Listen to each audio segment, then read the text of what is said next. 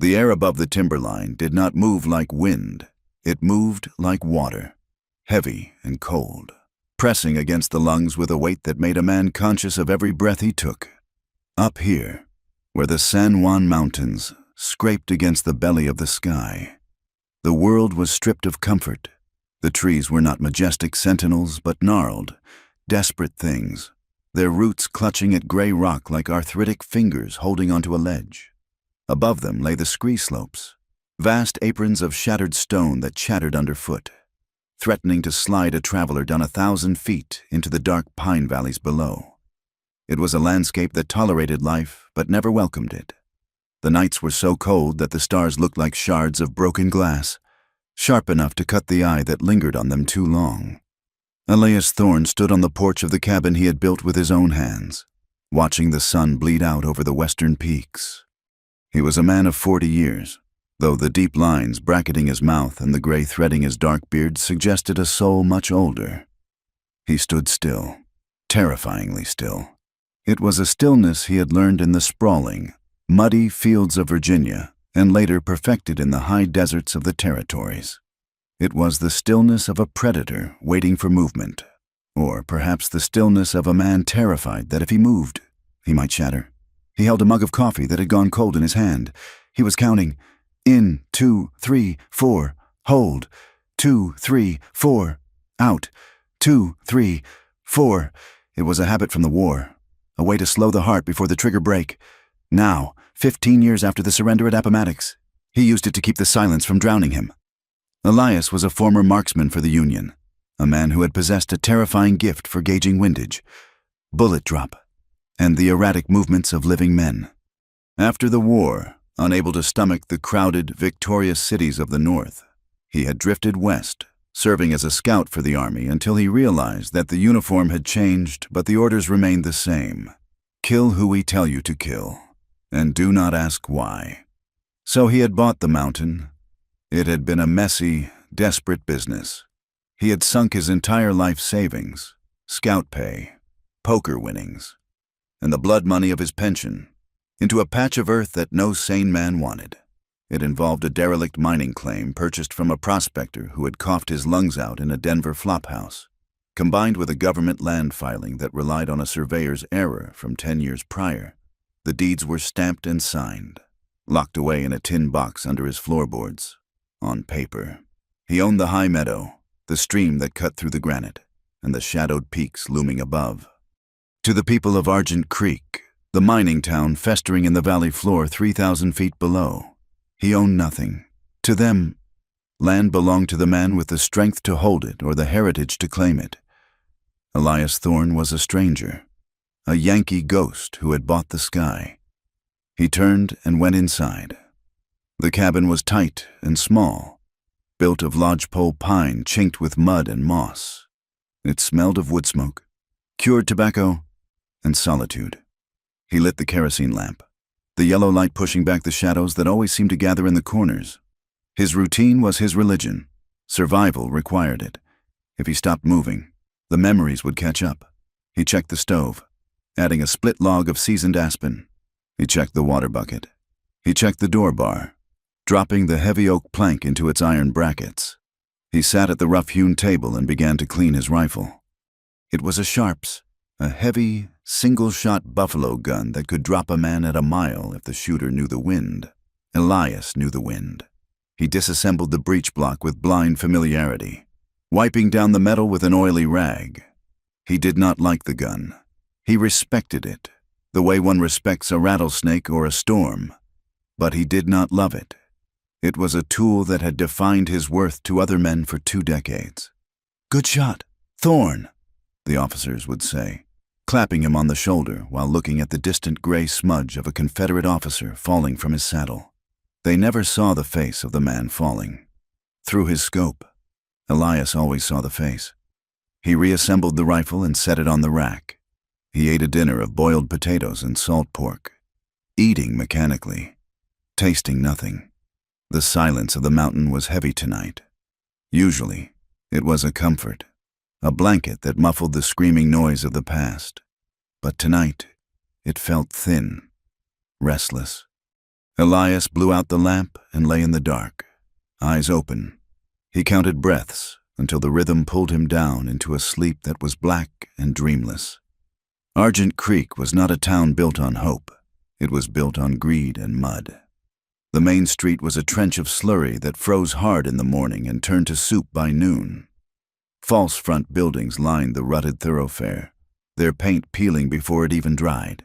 Housing saloons, a general mercantile, and an assay office that smelled of chemicals and desperation. The town existed for the silver mine that chewed into the valley walls, a gaping maw owned by Leland Halloway. Halloway owned the mine. He owned the bank that lent money to the miners, and, effectively, he owned the law.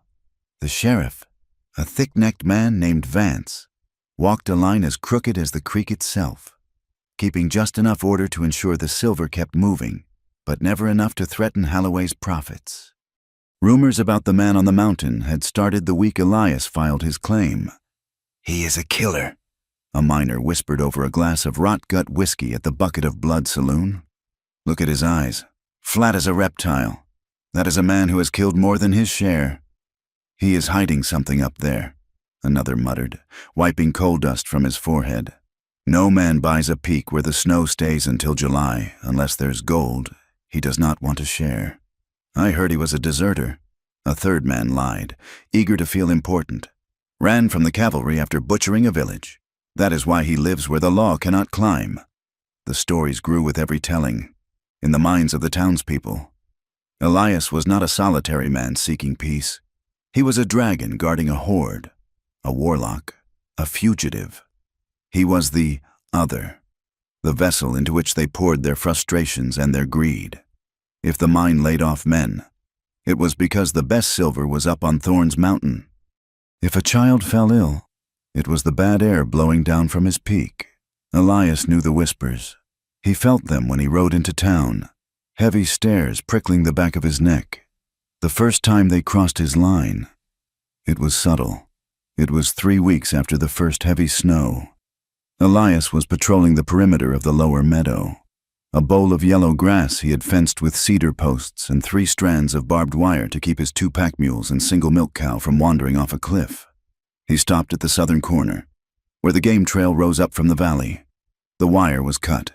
It had not snapped from the cold. The ends were bright and sheared clean by cutters. Elias knelt in the snow. He touched the severed wire. He looked at the ground. Boot tracks. 2 men. They had come up the trail, cut the fence, walked 10 yards in, and then turned back. But they had left something. 20 feet inside the fence line, a mule deer doe lay dead in the snow. She had been shot through the gut, a sloppy, cruel shot. But they had not taken the meat. They had not taken the hide. They had butchered the hindquarters, hacking the meat into useless, muddy strips, and left the rest to rot. It was not hunting. It was waste. It was a message. We can come here. We can take what is yours. We can kill what we want. Elias stood up. The air felt suddenly thinner. A cold heat bloomed in his chest, an old, familiar sensation that he had spent years trying to drown. It was the feeling of the hunt. He did not shout. He did not fire his rifle into the air. He walked back to the cabin, retrieved a coil of wire and his tools, and repaired the fence. He worked methodically, twisting the steel barbs tight, his hands bare and immune to the cold. He dragged the carcass deep into the timber for the wolves, burying the blood with fresh snow. He fixed the boundary. But as he looked down the slope toward the smoke of Argent Creek, he knew the fence was no longer just a fence. It was a trigger. 2 days later, the flour barrel ran low. Elias saddled the gray mule, a sour-tempered beast named Solomon, and began the long descent. The trail was treacherous, a series of switchbacks carved into the scree that required absolute attention. As he descended, the air grew thicker, richer, filled with the smells of wet earth and coal smoke. The silence of the peaks faded, replaced by the distant clang of the stamp mill and the barking of dogs. He rode into Argent Creek at noon. The town was busy. Wagons churned the mud, and the boardwalks were crowded with men in canvas coats. Conversation died as Elias rode past. Silence rippled down the street like a wave. Men stopped mid-sentence, turning to watch the mountain man, the Yankee hermit. Elias kept his eyes forward. He tied Solomon to the rail outside Miller's mercantile and stepped inside. The store was warm, smelling of coffee beans and dry goods. Miller, the shopkeeper, was a nervous man who wiped his hands constantly on a stained apron. He looked up as the bell jingled, his smile faltering when he saw who it was. "Mr. Thorne," Miller said, his voice tight. "Mr. Miller," Elias replied. His voice was gravel, unused to shaping words. "I need a sack of flour, 5 pounds of coffee, a tin of lard, and a box of 4570 cartridges." Miller hesitated. He glanced toward the back of the store, where 3 men were leaning against the counter. One of them straightened up. It was Boyd Calloway, the foreman of the Halloway mine. Calloway was a big man, broad-shouldered and vain, wearing a coat with a fur collar that cost more than a miner made in a year. He had a face that was handsome until he smiled, revealing teeth that seemed too small for his jaw. "Well now," Calloway said, stepping forward, "the king of the hill comes down to mingle with the peasants." Elias ignored him. He placed 2 silver dollars on the counter. "The flour, Miller." Calloway moved closer, invading Elias's personal space. He smelled of bay rum and stale cigar smoke. "We heard you had some trouble up there, Thorne. Found a cut fence, did you?" Elias turned his head slowly. He looked at Calloway. He did not glare. He simply looked, observing the man the way he would observe a shifting wind or a loose rock. He noted the pistol on Calloway's hip, the way the man's weight was shifted to his left foot, the arrogance in his eyes. "I fixed it," Elias said softly. Calloway laughed. A sharp, barking sound. "Fixed it? A fence is just wire. Yankee, wire snaps. Things get through. Maybe next time it is not a deer that gets gutted." The threat hung in the air, heavy and wet. The other men chuckled nervously. Miller stared at the counter, refusing to look up. Elias felt the counting start in his head. 1, 2, 3, 4. He could kill Calloway. The thought was not emotional. It was geometric. A sweeping strike to the throat, a pivot, the knife from his belt. It would take 3 seconds. The shame of the thought followed instantly, hot and bitter. This was why he had bought the mountain, to stop thinking like a weapon. "If you want to talk about fencing," Elias said, his voice steady, "you come up and talk. But if I find another animal wasted on my land, I will not be the one repairing things." He turned back to Miller. "My goods." Miller scrambled to fill the order, his hands shaking as he weighed the flour. Elias took the supplies, slung the heavy sack over his shoulder, and walked out. "Watch your back, soldier," Calloway called after him. "The mountain is a lonely place to die." Elias untied the mule and mounted. He did not look back. He rode out of town, the mud sucking at the mule's hooves, the laughter of the men fading behind him. The climb back up was grueling. By the time Elias reached the tree line, the sun was gone, and the temperature had plummeted. He unloaded the mule and stabled the animals, his hands moving through the familiar chores. He chopped wood until his shoulders burned, the axe biting deep into the pine. He stood on the porch, looking down at the lights of Argent Creek. They flickered like distant embers in a fire pit. He was safe here. The elevation was a fortress. The cold was a moat. But standing there, listening to the wind hiss through the needles of the stunted spruce, Elias felt the crushing weight of the truth. He was safe, and he was entirely, devastatingly alone. He had bought the silence to escape the noise of humanity, but he was realizing that silence had a voice of its own. It whispered that he was broken. It whispered that he did not deserve to be around people, that his touch was cursed, that his only talent was ending things. He went inside and barred the door. 3 days later, the weather turned. It began in the morning as a bruised purple bruise on the northern horizon. By noon, the sky was a sheet of iron. By 2 o'clock, the mountain was gone. The storm hit with the violence of a hammer. It was a whiteout, a blizzard of such intensity that it erased the world.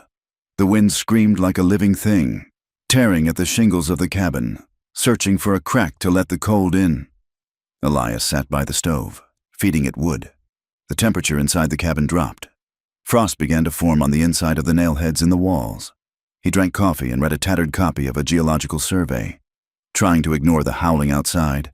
In, 2, 3, 4. The wind gusted, shaking the heavy timbers of the roof. Elias looked up. He thought he heard something, a sound that was not wind, a thump. He waited. Another thump. Softer this time, like a sack of grain dropped against the logs. He stood up, putting his hand on the Navy revolver tucked into his belt. Bears were sleeping this time of year, but desperation woke beasts up. Or perhaps it was Calloway's men, foolish enough to try and burn him out in a storm. He moved to the door. He listened. A scratch. A low, whimpering sound. It was not a bear. It was not a man trying to break in. It was the sound of something dying. Elias lifted the heavy bar. The wind pressed against the door, trying to hold it shut, then trying to rip it from his grasp. He shoved it open. The world was a swirling vortex of white. The snow was flying horizontal, stinging his face like birdshot. He squinted, shielding his eyes with his arm. "Hello?" he shouted. His voice snatched away instantly. He looked down. There, crumpled at the edge of the porch, half buried in a drift that was accumulating by the second, was a shape. It was wrapped in layers of frozen, stiff fabric. Elias dropped to his knees. He grabbed the bundle. It was heavy, dead weight. He felt a shoulder, an arm. He pulled. The figure slid across the rough planks. He dragged the shape over the threshold and kicked the door shut, throwing his weight against it to latch it against the gale. The silence of the room rushed back in, broken only by the roar of the fire and the whistle of the wind in the chimney. Elias knelt beside the figure. The clothes were dark wool, soaked through and frozen stiff. A coat that was too big, a scarf wrapped tight around the head. He pulled the scarf away. It was a woman. Her face was pale as the snow outside, her lips blue, her eyelashes frosted with ice. She had dark hair, plastered to her skull. There was a bruise on her cheekbone, dark and ugly, blooming like spilled ink. She was not moving. She was barely breathing. Elias stared at her. He had expected poachers. He had expected a wolf. He had not expected this. He reached out, his hand hovering over her face. He was afraid to touch her. He was afraid that the warmth of his hand might be a shock that killed her, or that she was already gone and he would be touching only a shell. But then she gasped, a ragged, shallow sound that rattled in her chest. Elias Thorne, the man who had bought a mountain to get away from the world, looked at the woman bleeding onto his floor. The storm howled outside, finishing what the people below had started. But here, in the circle of lamplight, the war had just changed. He moved his hand and touched her neck, searching for a pulse. It was there, faint, fluttering, a bird trapped in a cage. "You are a fool," he whispered to her, or perhaps to himself. He began to unbutton her frozen coat. The isolation was over. The siege had begun. The layers of wool and cotton were stiff with ice, molding to her body like a second, freezing skin. Elias Thorne worked by the light of the kerosene lamp, his breath pluming in the cold air of the cabin before the stove could fully beat back the chill. He had dragged her to the hearth, laying her on the braided rug, and now he stood over her, a knife in his hand. He hesitated. The blade was sharp, familiar, a tool he had used to dress game and whittle triggers, but holding it this close to a human throat made his pulse hammer in his ears. In, 2, 3, 4. He knelt. He had to get the wet clothes off her, or the hypothermia would kill her before the fire ever warmed her blood. It was a medical necessity.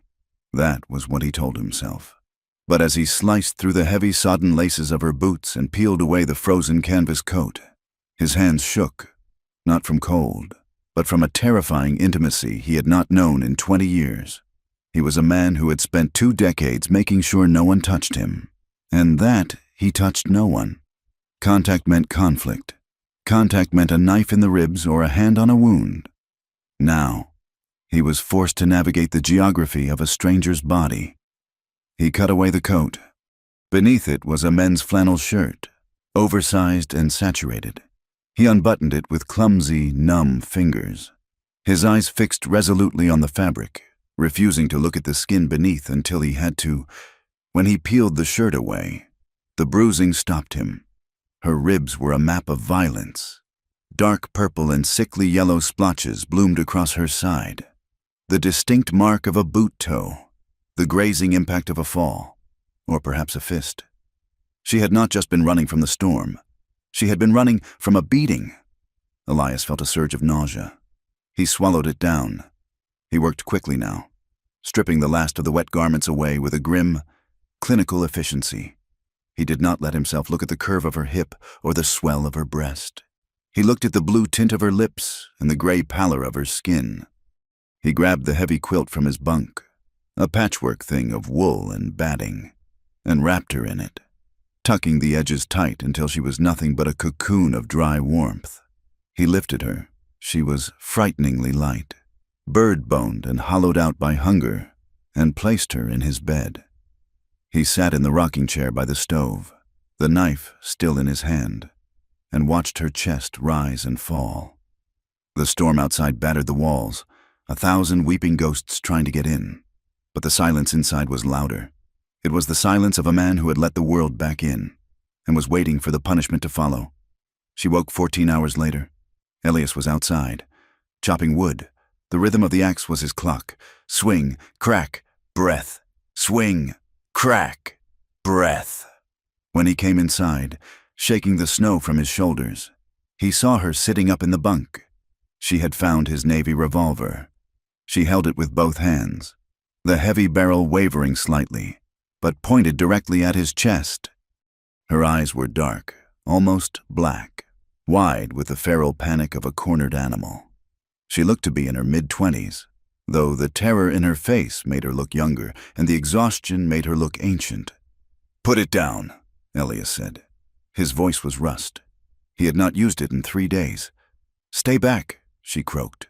Her voice was cracked, dry as old parchment. "I will shoot." Elias did not move.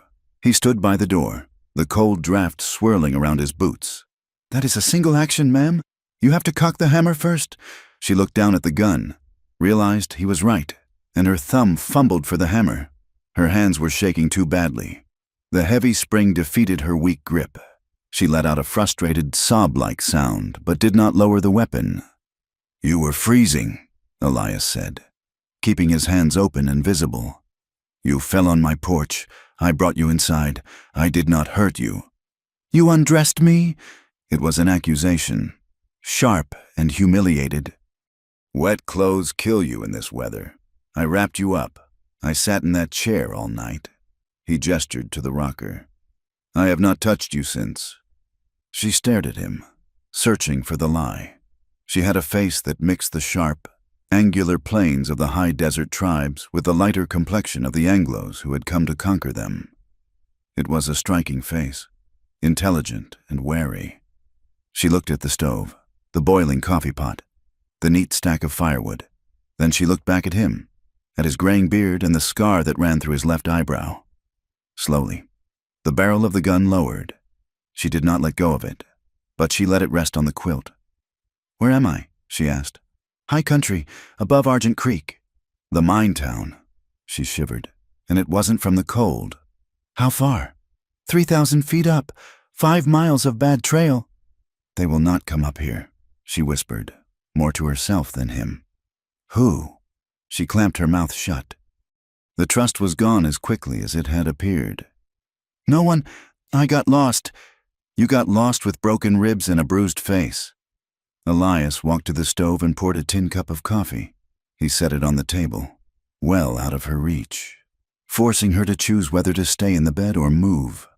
"I do not care who you are running from, but do not lie to me. The snow is 6 feet deep outside. You are stuck here until it clears. Lies take up too much room in a cabin this small." She watched him. He saw her calculating the distance, the risk.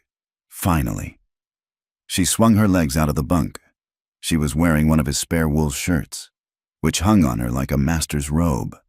She wrapped the quilt around her shoulders and moved to the table. She drank the coffee black, holding the cup with both hands. closing her eyes as the heat hit her stomach. "Clara," she said after a long silence. "My name is Clara." "Elias." "Thank you, Elias." "Drink your coffee," he said, turning his back to her to attend to the fire. "We have a long winter." The days that followed were a study in uneasy coexistence. The cabin was a small vessel on a vast, frozen ocean, and they were two castaways circling each other. Elias set the boundaries early. "You sleep in the bunk. I sleep on the floor by the hearth. You do not touch the rifles. You do not go outside the fence line until you can walk a mile without wheezing. You do not ask me about the war." "And what are your rules for yourself?" Clara asked one evening, watching him oil his boots. "I keep you alive," Elias said without looking up. "That is the only rule that matters." Clara was a puzzle to him. She was clearly educated. On the third day, he found her reading the copy of Paradise Lost he kept on the shelf, her lips moving silently as she parsed the dense verse. She knew how to mend clothing with a skill that shamed his own clumsy stitching. She knew which herbs in his pantry would help a fever and which were for meat. Her heritage was written in her features and her accent, a blending of worlds. She told him, in fragments, of a father who was a surveyor from Ohio and a mother from a family in Santa Fe with roots that went back to the Spanish grants. She spoke of being too brown for the white schools and too white for the laborers. She had been a governess, a seamstress, a clerk. She was trouble. That was the word she used. "It does not matter what I do," she told him one night, the wind rattling the door. "If I walk with my head down, I am plotting. If I walk with my head up, I am proud. If I refuse a man, I am haughty. If I smile, I am a whore." She did not tell him exactly who she had run from, but the bruises told the story. A powerful man. A man who did not like to be refused. A man who thought he owned things, land, silver, women. Elias thought of the mine owner, Halloway, and the foreman, Calloway, but he did not press. What confused Clara was Elias's gentleness. She watched him constantly, waiting for the violence she knew men were capable of. She watched his large, scarred hands as he handled the cast-iron skillets or checked the hooves of the mules. He moved with a terrifying economy of motion, never wasting energy, never stumbling. He was a weapon in a dormant state, but when he changed the dressing on her ribs, his touch was lighter than a breath. When he spoke to her, his voice was low and devoid of command. He made her soup from dried venison and potatoes, skimming the fat so it wouldn't settle hard on her stomach. "You are not what they say in town," she said one morning while he was shaving. Elias paused, the razor hovering at his throat. "What do they say?" "That you are a monster. That you eat raw meat and shoot men for sport."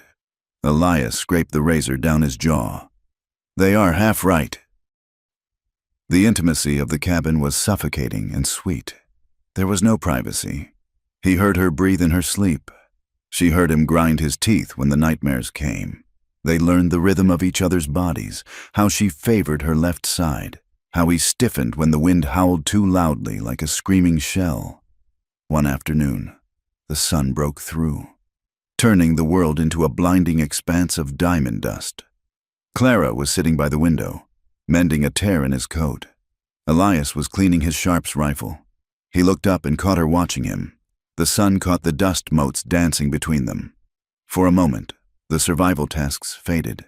He saw the curve of her neck, the darkness of her eyes, the strength in her hands. He felt a pull, magnetic and terrifying, a desire to cross the room and bury his face in the hollow of her shoulder, to feel warmth that wasn't from a fire. She saw it too. Her breath hitched. The needle stopped moving. Elias looked down at the rifle. He snapped the breech block shut with a loud clack. "Water is low," he said roughly. "I need to melt more snow." He went outside without a coat, letting the biting wind freeze the heat out of his blood. The peace broke 10 days later. The snow had packed down, forming a hard crust that could support a man's weight. Elias was in the barn, milking the cow, when he heard the shout. "Hey, anyone home in the eagle's nest?" Elias dropped the bucket. He moved to the door, peering through the crack. 2 men were standing at the lower edge of the meadow. They were not locals. They wore heavy buffalo coats and carried new Winchester repeating rifles slung casually over their shoulders. They were young, laughing, their faces flushed with exertion and arrogance. They had cut the wire. Again. This time, they had not just cut it, they had tied a piece of red flannel to the post, a mockery of a flag. Elias moved. He did not run. He walked to the cabin. Clara was standing by the window, her face pale. "Stay inside," Elias said. "They have guns," she whispered. "So do I." He did not take the sharps. He took the double-barreled shotgun from behind the door. At close range, it was a deterrent that required no translation. He walked out onto the porch and down the path. The snow crunched under his boots. The air was thin and crisp, carrying sound for miles. The two men watched him come. They did not look afraid. They looked like men who had never been told no in a language they understood. "You are trespassing," Elias said when he was 20 yards away. His voice was not loud. It was flat, drained of all inflection. It was the voice of a man reading a supply list. The taller of the two, a man with a thin mustache and eyes that were too close together, grinned. "Trespassing? On a mountain? God made the mountain.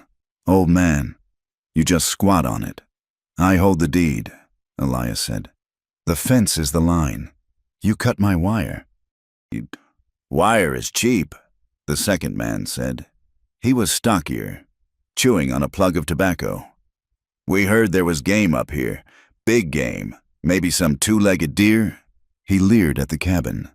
Elias felt the counting start. 2, 3, 4. He looked at the rifles on their shoulders. Winchesters. Fast firing. He had 2 shots in the shotgun. He would have to take the tall one first, then drop to the snow to avoid the second man's return fire. He calculated the angles. He calculated the wind. But he did not raise the gun. "Turn around," Elias said. "Fix the wire on your way out. If you come back, I will not come out to talk." The tall man laughed. He unslung his rifle, holding it loosely in one hand. "You think you can order us? We work for Mr. Holloway. He says this land is open range until the survey proves otherwise. He says you are just a squatter with a heavy trigger finger." "Holloway is not here," Elias said. "I am." The man spat in the snow. "We go where we please, Grandpa." "Maybe we'll come up and say hello to the lady. Heard she's a warm one." Clara was watching from the window. She saw Elias go still. It was not the stillness of fear. It was the stillness of a statue. The tension left his shoulders. His grip on the shotgun relaxed slightly. To the men, it looked like surrender. To Clara, it looked like death. "Go," Elias said softly. The men laughed again, turning their backs on him with deliberate disrespect. They walked past him, deeper into the meadow, toward the timber line where the silver ore was rumored to be. They did not fix the fence. Elias did not shoot them in the back. He watched them go. He watched the sky. The clouds above the peaks were curling, gray tendrils hooking over the granite like fingers. The wind had changed direction 3 minutes ago. The air pressure was dropping so fast his ears popped. He turned and walked back to the cabin. "You let them go?" Clara asked, her voice trembling with disbelief as he barred the door. They said they would come back." Elias placed the shotgun on the rack. He went to the stove and added 2 large logs. "They are not coming back," he said. "How do you know?" "Look at the barometer," he said, pointing to the instrument on the wall. The needle had bottomed out. "And look at their coats, canvas and cotton lining. They are dressed for a walk in the valley, not a climb in the clouds." "Elias." He looked at her. His eyes were devoid of anger. They were empty. "The mountain does not care if they work for Holloway. The mountain only cares that they are stupid." The squall hit 20 minutes later. It was not a storm. It was an execution. The temperature dropped 40 degrees in an hour. The wind roared down the canyon walls at 70 miles an hour. Blinding, deafening, carrying ice crystals that scoured skin raw. Inside the cabin, the logs groaned. Clara sat by the fire, shivering despite the heat. She imagined the 2 men out there, in the open, on the scree slopes where there was no shelter, no trees, only the sliding rock and the screaming wind. "Should we?" she started, then stopped. Elias was counting breaths, his eyes closed. "No, they will die." "They chose the ground," Elias said. "I gave them the warning." The storm raged for 6 hours. When it broke, the silence that followed was heavy, like a church after a funeral. 2 days later, a prospector coming up the lower trail found the stocky man. He had made it to the tree line before collapsing. He was frostbitten, missing 3 toes, and babbling in a fever delirium. He told the men who carried him down that the mountain had come alive. He said a ghost had walked through the timber, watching them freeze, a gray figure that left no tracks. He said the wind had voices in it. The tall man was never found. The scree slope had shifted under the weight of the new snow, sliding thousands of tons of rock into the ravine. He was part of the mountain now. News traveled fast in Argent Creek. "Thorn killed them," the whispers went. "He didn't shoot them. He hexed them. He led them into a trap." He stood there and watched the storm take them. The stocky survivor wept in the saloon, nursing his bandaged feet. He knew it was coming. He looked at the sky and smiled. The legend of Elias Thorn hardened. He was no longer just a hermit. He was a warlock, a demon, a man who commanded the weather. Up in the cabin, the reality was quieter and far more dangerous. Clara stood at the window, looking out at the repaired fence. Elias was out there, checking the tension on the wire. She realized then that she was safe. As long as she was behind that wire, behind that man, the world could not touch her. The brutality of the mine owner, the judgment of the town, the shame of her past, none of it could cross that line. But she also saw the way Elias checked the horizon. She saw the new vigilance in his posture. The fence was not just a boundary anymore. It was a challenge. By surviving, by letting the mountain kill his enemies, Elias had humiliated powerful men. And powerful men did not forgive humiliation. Clara touched the cold glass. She had found a sanctuary, but she knew, with a sinking heart, that she had also brought a war to his doorstep. The fence was turning into a line that the world would try to burn down, and she was the kindling. The winter did not retreat, but the woman did not break. For the first month, Clara had been a ghost in the cabin, a fragile shape moving between the bunk and the stove, wrapped in layers of wool. But as the bruises on her ribs faded from angry purple to a dull, bruised yellow, something steel-hard emerged from beneath the injury. She began to claim the space. It started with small things. She reorganized the pantry, stacking the tins of lard and sacks of flour in a logic that defied Elias's bachelor chaos. She took the dried sage and rosemary hanging from the rafters and crumbled them into jars, filling the room with a scent that cut through the stale odor of wood smoke and gun oil. Elias watched this transformation with a feeling that sat uncomfortably between gratitude and intrusion. He was used to surviving. Clara was interested in living. One morning, he returned from checking the lower fence to find the cabin filled with the smell of roasting meat. Clara was at the stove, turning a rabbit in the cast-iron skillet. She had found his snares, repaired the frayed wire on 2 of them, and set them along the game trail behind the wood pile. "I used the onions," she said, not looking at him as he stomped the snow from his boots. "And the last of the dried apples. The meat was lean. It needed the sugar." Elias hung his coat on the peg. He looked at the rabbit. It was dressed cleanly, the fur saved and stretched on a small hoop near the heat. "I did not know you could set a snare," he said. "Hunger teaches fast," Clara replied. She plated the food and set it on the table. "And I am tired of eating gruel while you eat like a monk doing penance." They ate in silence, but it was a companionable silence. The food was good, better than good. It had flavor, balance, a touch of care that Elias had not tasted in years. He felt a heat rise in his neck, a sudden, sharp embarrassment. He had saved her life, yes, but she was bringing civilization back to his. He did not know how to thank her without admitting how lonely he had been. "The wind is shifting," she said, watching him over the rim of her coffee cup. Elias paused. His fork, halfway to his mouth. "How do you know?" "You are rubbing your left knee," she said. "You only do that when the pressure drops." Elias lowered his hand slowly. He hadn't realized he was doing it. It was an old injury from a fall in the Blue Ridge Mountains, a barometer made of bone and cartilage. "And you," Elias countered, his voice low. "You stop breathing when you hear the mule kick the stall wall." Clara stiffened slightly, then forced her shoulders to relax. "It sounds like a boot against a door." "It is just Solomon," Elias said gently. "He hates the cold." "I know," Clara whispered. "But the body remembers before the mind can explain." They sat there, the fire crackling. Two people mapping the geography of each other's trauma without needing to speak the names of the places where they had been hurt. It was an intimacy sharper than touch. The mountain required education, and Elias became a reluctant teacher. He did not lecture. He simply moved and expected her to follow. But when she stumbled, he did not mock her. He stopped. They stood on the edge of the scree slope, the vast apron of a shattered granite that slid away into the timberline below. The air was thin, biting at the lungs.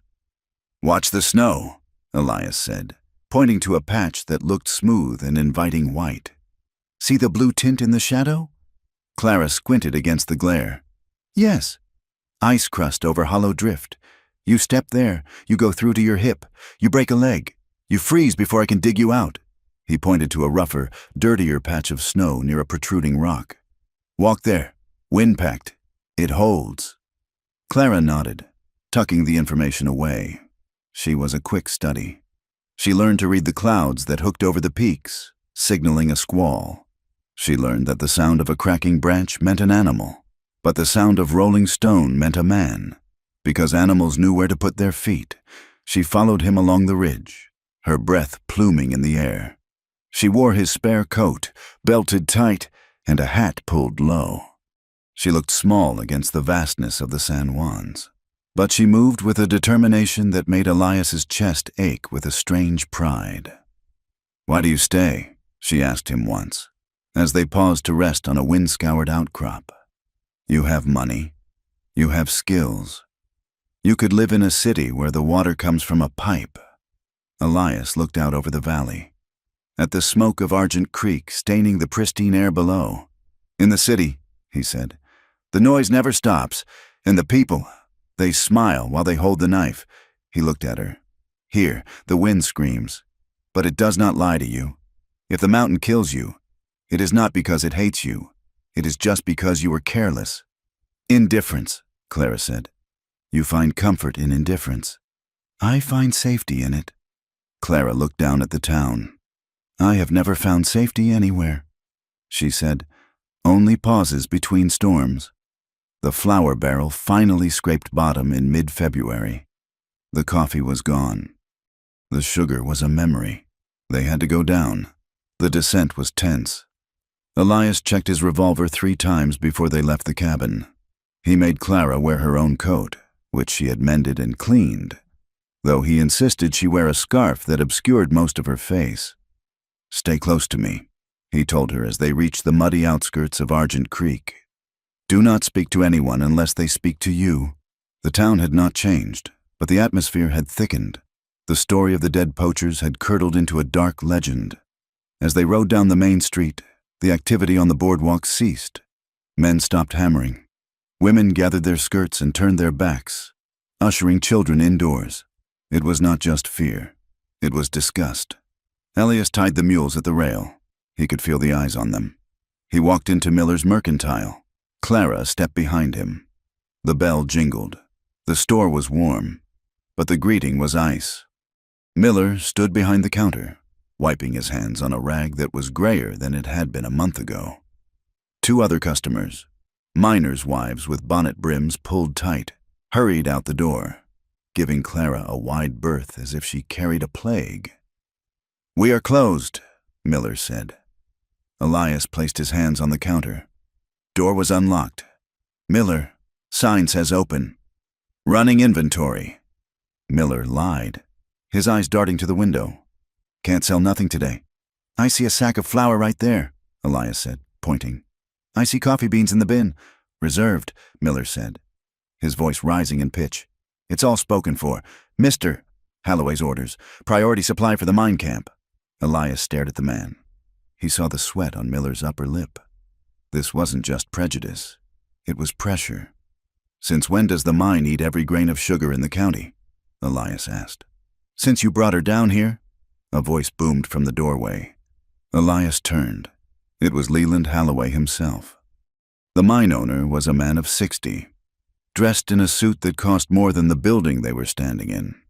He was flanked by Calloway, the foreman, whose smile was as sharp as a skinning knife. Holloway stepped inside, filling the space with the scent of expensive tobacco and arrogance. He looked at Elias, then let his gaze slide over Clara with a slowness that felt like a physical violation. You have a lot of nerve. Thorne, Holloway said. Bringing your guest into decent society. She needs supplies, Elias said, stepping between Holloway and Clara. Same as anyone. She is not the same as anyone, Calloway interjected, hooking his thumbs in his gun belt. We heard about the men who went up your mountain. Thorne. We heard they didn't come back. And now we see you parading a woman of, shall we say, complicated reputation around our streets. Clara stepped forward. Her chin was up. My reputation is my own, she said, her voice shaking but clear. And my money is as good as yours, Holloway chuckled. Your money? And where did a woman like you get money? My dear, we know who you are. We know you ran from a contract in Denver. We know what you are. He turned to Elias. This town is built on law and order. Thorne. We are trying to build progress here. Families, churches. We don't need a hermit harboring fugitives and killing honest men on a mountain that blocks the vein. The mountain is mine, Elias said. The deed is filed. Deeds are paper, Holloway said softly. Progress is iron, and iron crushes paper. You are sitting on land that could feed this whole town, and you use it to hide a whore. The word hung in the air. Elias moved. It was a subtle shift, a drop of the shoulder, his hand hovering near his waist. Calloway tensed, his hand dropping to his Colt. Gentlemen! The shout came from the street. Sheriff Vance pushed through the door, breathless and looking unhappy. He was a man who wanted a quiet life and had found himself in a town that refused to give it to him. No guns, Vance said, looking between Elias and Calloway. Not in the store. Tell him to sell us the goods. Sheriff, Elias said, and we will leave. Vance looked at Holloway. The mine owner gave a barely perceptible nod. A king granting a temporary reprieve to a peasant. Sell him the flour, Miller, Vance muttered. Get him out of here. Miller scrambled to fill the order, throwing the items into a sack with trembling hands. Elias threw coins on the counter, more than the price. A gesture of contempt, and grabbed the sack. He took Clara's arm. Let's go. As they walked out, they passed the Reverend, a tall, gaunt man in black standing on the boardwalk. He did not look at Elias. He looked straight at Clara, his eyes burning with a cold, religious fury. For the lips of a strange woman drop as an honeycomb, the preacher recited, his voice carrying down the street. And her mouth is smoother than oil, but her end is bitter as wormwood, sharp as a two-edged sword. Clara flinched as if she had been struck. She kept walking, her head high, but Elias felt the tremor running through her arm. The ride back up the mountain was silent. The air grew colder, but the heat of the encounter did not dissipate. It sat between them, heavy and toxic. When they finally reached the cabin, Elias began to unload the mules. He was angry at Holloway, angry at the town, angry at himself for not shooting Calloway where he stood. He carried the flour inside. Clara was standing in the middle of the room. She had taken off her coat and scarf. She was shaking. Clara, he said. She spun around. Is that what I am? She demanded. Her voice rose, cracking with a fury he had never seen in her. Bitter as wormwood? A sharp sword? They are small men, Elias said, closing the door. Their words mean nothing. They mean everything. She paced the small room, her hands tangling in her hair. They mean I cannot buy bread. They mean I cannot walk down a street without being stripped naked by their eyes. I did nothing. I worked. I survived. And because I would not let a man take me, I am the sinner." She grabbed a tin cup from the table and threw it. It hit the log wall with a violent clang and clattered to the floor. "I hate it," she screamed. "I hate that they have the power to make me feel dirty when I have done nothing but try to live." She crumbled then. The rage snapped, leaving only a hollow, gasping grief. She sank to her knees, burying her face in her hands, sobbing with the deep, ugly sounds of a soul that has carried too much weight for too long. Elias crossed the room. He did not think. He dropped to his knees in front of her. "Clara." He reached out and took her wrists, pulling her hands away from her face. She looked at him, her eyes red, her face wet with tears. "I am not dirty," she whispered. "Tell me I am not dirty." "You are the cleanest thing in this world," Elias said. The words tore out of him, raw and honest. She looked at his mouth. The air between them suddenly changed. The anger, the fear, the adrenaline of the town. It all twisted into something else, a desperate need to be reaffirmed, to be alive, to be held. She lunged forward. Her mouth found his. It was not a gentle kiss. It was fierce, salty with tears, a collision of teeth and lips. It was a demand. "Prove it. Prove I am real." Elias froze for a heartbeat, and then he broke. His arms went around her, pulling her against him, crushing her to his chest. He kissed her back with a hunger that terrified him. He tasted the coffee on her tongue, the salt on her skin. He felt the heat of her body through the wool of her dress. And for the first time in 20 years, the cold inside him vanished. His hand tangled in her hair, pulling her closer. She made a sound in her throat, a small whimper of need that vibrated against his chest.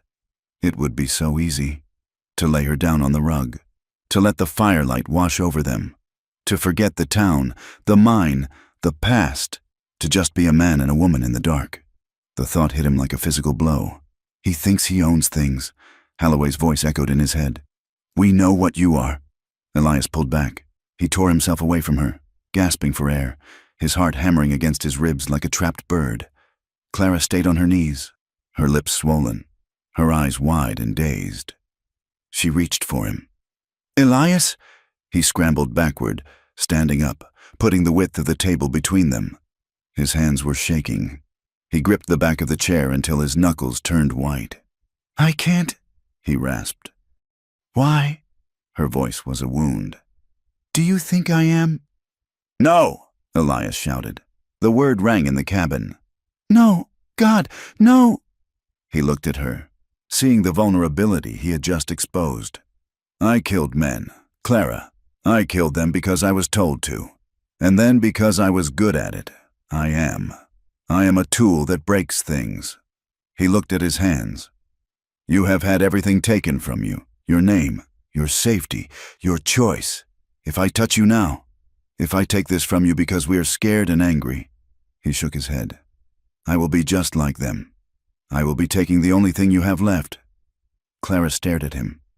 The silence stretched, humming with the energy of what had almost happened. Slowly, the hurt in her eyes faded, replaced by a dawning realization of what he was actually saying. He wasn't rejecting her. He was protecting her from himself. She stood up slowly. She wiped her mouth with the back of her hand. "You are not like them, Elias," she said softly. "They take because they think they are owed. You stopped because you think you are unworthy." Elias turned away, staring into the fire. "Go to bed. Clara, please." She hesitated, then turned and climbed into the bunk. She pulled the quilt up, but she did not sleep for a long time. Neither did he. The thaw began a week later, but it brought no relief. The snow melted back from the lower slopes, revealing the brown, wet earth. And with the mud came the tracks. Elias found them near the creek, half a mile inside his fence line. These were not the clumsy, wandering tracks of the thrill-seekers from before. These were precise, boots with hobnails for grip, men who moved in a grid pattern. He followed the line. At the edge of a granite outcrop, he found it, a wooden stake. driven deep into the soil. It was fresh pine, squared off at the top.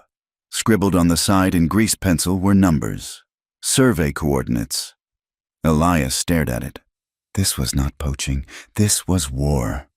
He pulled the stake out of the ground and marched back to the cabin. He threw it on the table in front of Clara. "Surveyors," he said. "Holloway is mapping the land." Clara picked up the stake. "He is preparing to jump the claim.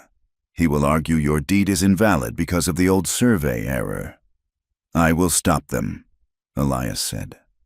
He walked to the gun rack and took down the sharps. "I will put a bullet in the dirt at their feet. If they don't move, I will put the next one through a leg." "No," Clara said. Elias turned. "They are stealing my land. Clara, my land.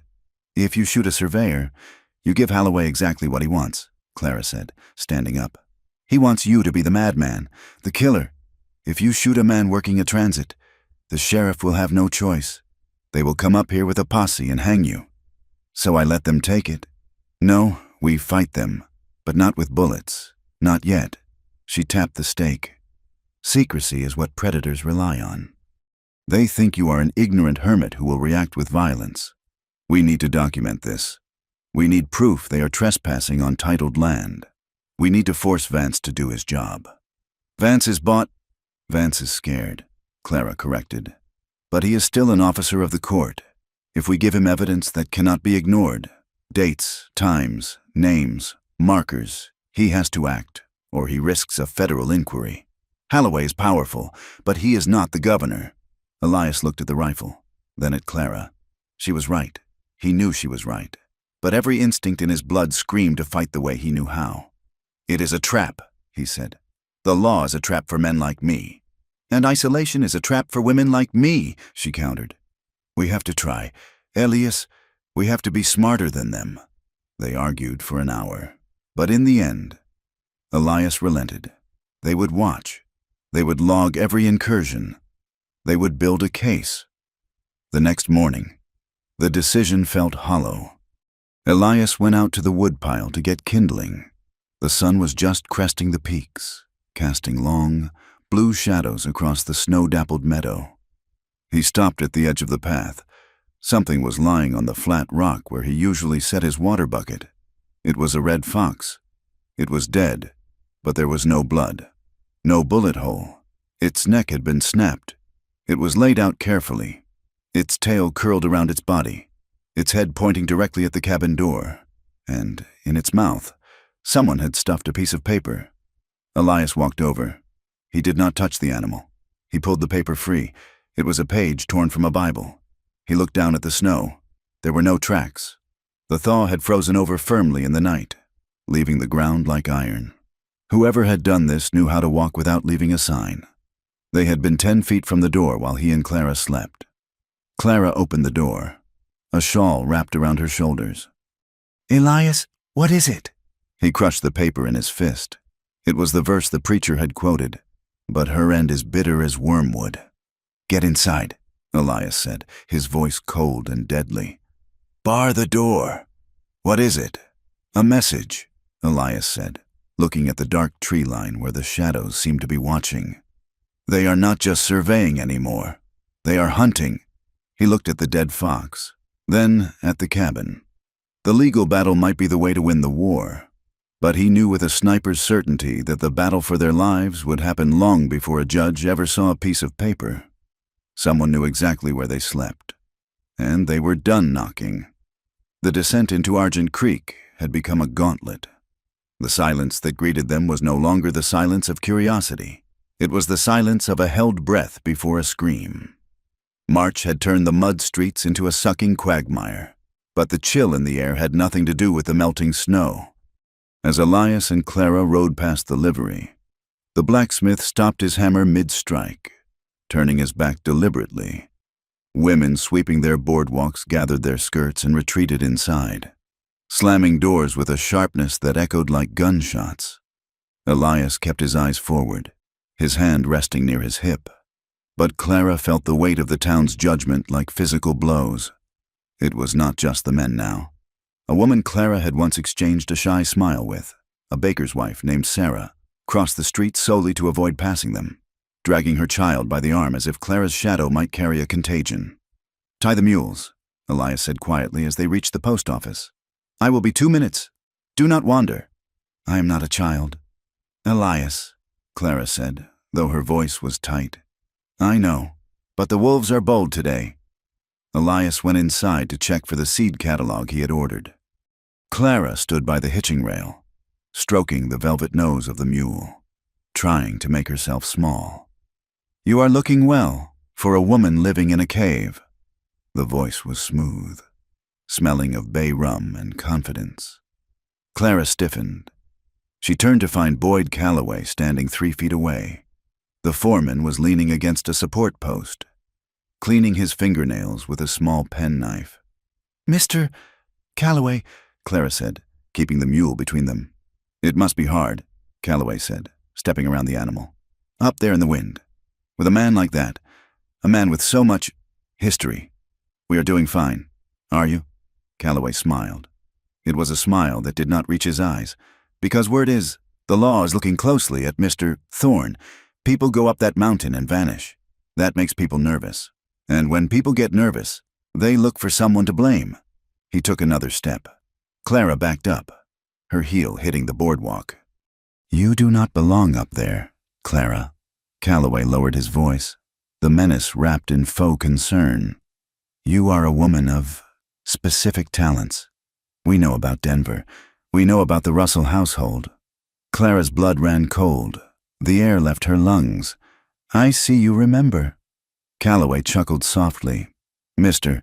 Russell was quite vocal about the theft. A diamond brooch, wasn't it? And a servant girl who vanished the same night?" "I took nothing," Clara hissed. "I left with the clothes on my back. That is not the story the wire service tells," Calloway said. "If the sheriff here finds out you are a fugitive thief, he might decide you are not worth protecting. And if Thorne goes down for murder, well, a woman like you will need friends, powerful friends." He reached out and brushed a piece of lint from her sleeve. The gesture was possessive, terrifyingly intimate. "Think about it," Calloway said. "The mountain is a dangerous place.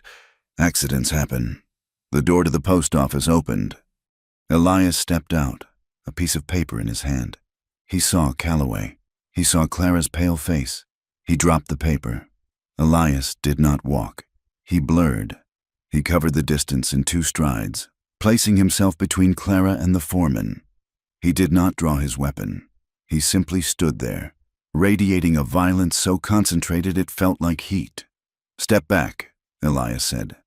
Calloway held up his hands, the penknife snapping shut. "Just being neighborly. Thorne, warning the lady about the weather." "The weather is fine," Elias said. "The air down here is the problem?" Calloway laughed, tipping his hat to Clara. "Remember what I said, my dear. Options are like gold veins. They run out." He turned and walked away, whistling. They did not speak until they were halfway up the switchbacks, where the air thinned and the stench of the town was replaced by the clean scent of pine resin. Clara rode with her head down, her shoulders hunched. When they reached the cabin, she slid off the mule and went straight inside, not waiting to help with the packs. Elias stabled the animals, his movements mechanical. He could still see the fear in her eyes. It was not the fear of a storm or a bear. It was the fear of a trap closing. When he entered the cabin, Clara was sitting at the table, her hands clasped so tightly the knuckles were white. "He knows," she whispered. Elias hung his coat on the peg. "He knows what?" "Denver," she said. She looked up at him, and the shame in her face broke his heart. "He knows about the Russell family. He called me a thief." Elias sat across from her. "Tell me." "I was a maid," Clara said, her voice trembling. "For a wealthy family, Mr. Russell." He had a wandering eye. He would corner me in the pantry, the linen closet. I said no. I kept saying no. She took a ragged breath. One night, he didn't ask. He came to my room. I fought him. I hit him with a heavy brass candlestick.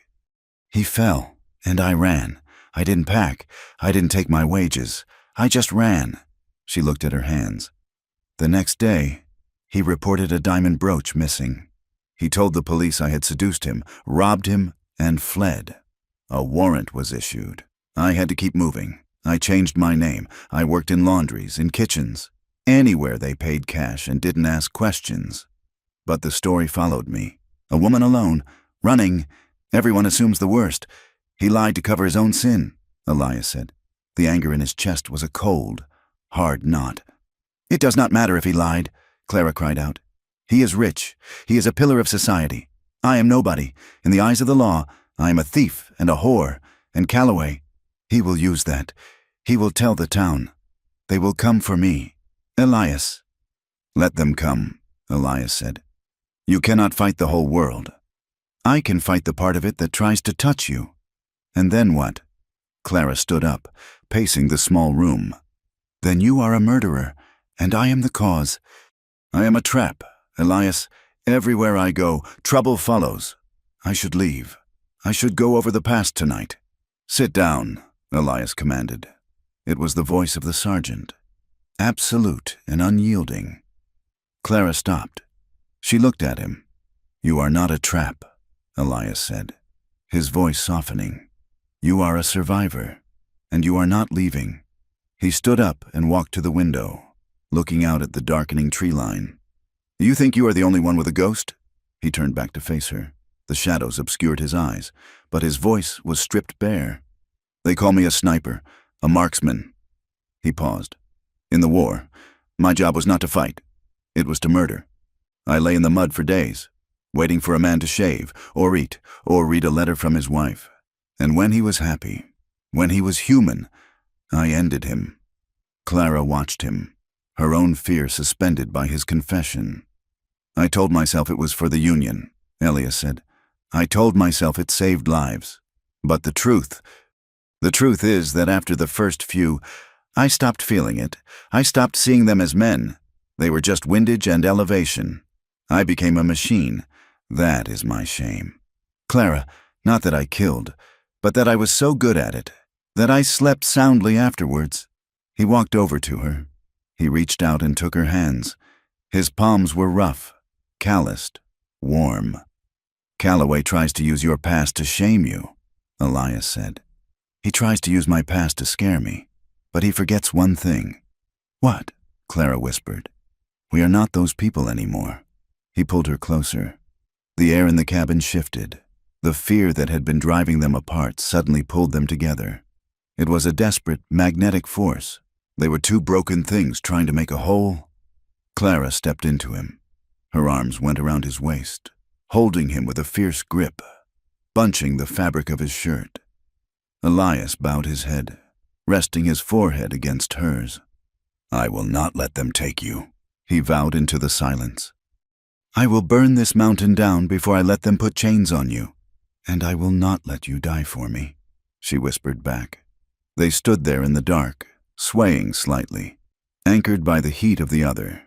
It was a promise that felt like stepping off a cliff, terrifying, inevitable, and the only thing that made sense. The tragedy struck 3 days later. It was a gray, sullen Tuesday when Sheriff Vance rode up the trail. He did not come alone. He had 2 deputies with him, men who looked uncomfortable in their saddles. Elias met them at the gate. Clara stood on the porch, a rifle just inside the doorframe. Vance looked sick. His face was sallow, his eyes bloodshot. He looked like a man who had swallowed poison and was waiting for it to work. Thorne, Vance nodded. Sheriff, we found a body, Vance said. He didn't look at Elias. He looked at the pommel of his saddle.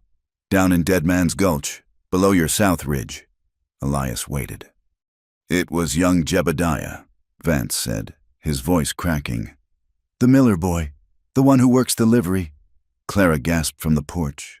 Jeb was a gentle soul, a boy of 18 with a crooked smile who had always been kind to them, slipping an extra apple to their mule or nodding respectfully when others spat.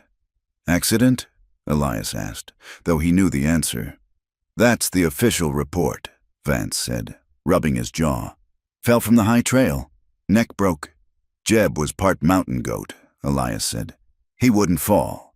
I know that, Vance snapped, then lowered his voice, looking over his shoulder at his deputies. I know that, Elias, but Holloway says the boy was looking for stray cattle. Says he must have been spooked. Or chased. Vance finally looked Elias in the eye. There is talk. Thorn. Talk that you don't like trespassers. Talk that maybe you mistook the boy for one of Calloway's men. I have not fired a shot in 2 weeks, Elias said. Holloway is pushing for a warrant, Vance said. For the poachers who went missing, and now for the boy. He is saying you are a public menace. He is gathering affidavits. He killed that boy, Elias said. To frame me. I have no proof of that, Vance said wearily.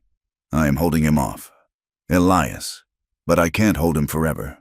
If a judge signs that paper, I have to come for you. And I won't come with just 2 men. Vance turned his horse. Stay on the mountain, Thorn. For God's sake, don't give them a reason. He rode away. The silence he left behind was heavy with the ghost of a dead boy. He was 18, Clara said, her voice hollow. She was leaning against the doorframe, tears streaming down her face. He was kind, and they killed him just to get to us. This ends now, Elias said. He turned toward the barn. Where are you going? Clara ran after him, grabbing his arm. To finish it. Holloway is in town. I can find him. No! Clara screamed. She threw her weight against him, spinning him around. That is what they want. You go down there, you kill Holloway. And then what? The deputies shoot you, the town hangs you, and Calloway takes the mine and the land and everything else. They killed a child. Clara. And they will kill you. She was shaking him. Do not give them your life, Elias. Do not give them your soul. If you go down there as a sniper, you prove them right. You prove you are the monster they say you are. Elias trembled. The rage was a physical pain, a blinding white light behind his eyes. He wanted to let the monster out. It would be so easy. Then what do we do? He roared. Wait for them to starve us out? Wait for them to shoot us from the trees? We fight, Clara said, her eyes blazing. But we fight as people, not animals. We find the truth. We drag it into the light. The light came that night, but not the way she meant. It was 2 a.m. The wind had died down. The cabin was silent. Clara woke to a sound, a soft whoosh, like an intake of breath. Then the smell, sharp, chemical, coal oil. Elias!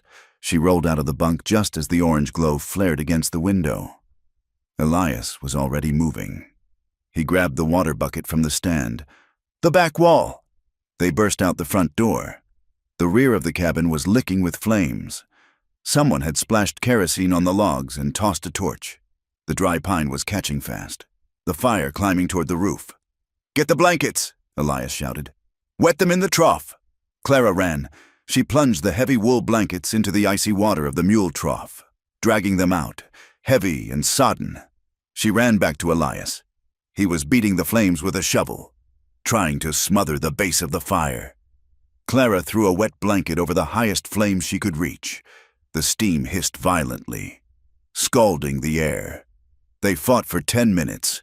It felt like hours. Smoke stung their eyes, choking them. The fire wanted to eat the cabin, wanted to consume their sanctuary, but the logs were thick and the night was damp. They smothered the fire before it could catch the roof shingles. Elias stood panting, his face smeared with soot. He held his rifle in one hand, scanning the darkness. The woods were silent. The arsonists were gone. They had lit the match and run. Cowards in the dark. Are you hurt? Elias rasped. No, Clara coughed. You? No. Elias walked to the blackened logs. He knelt down. The smell of kerosene was overpowering. Look, he said. He pointed to the mud near the foundation.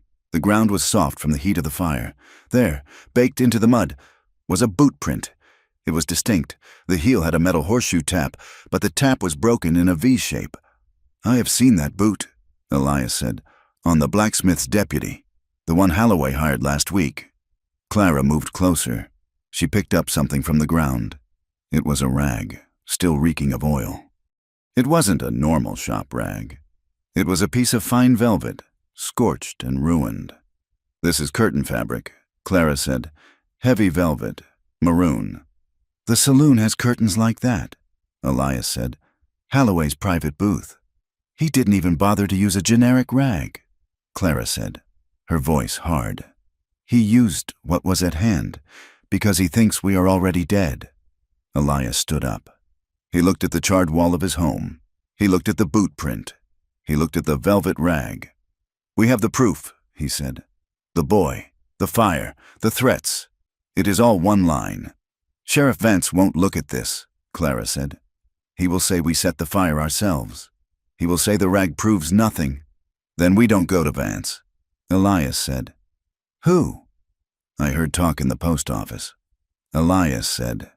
Before Calloway stepped in, the postmaster was talking about a federal marshal, Marshal Graves.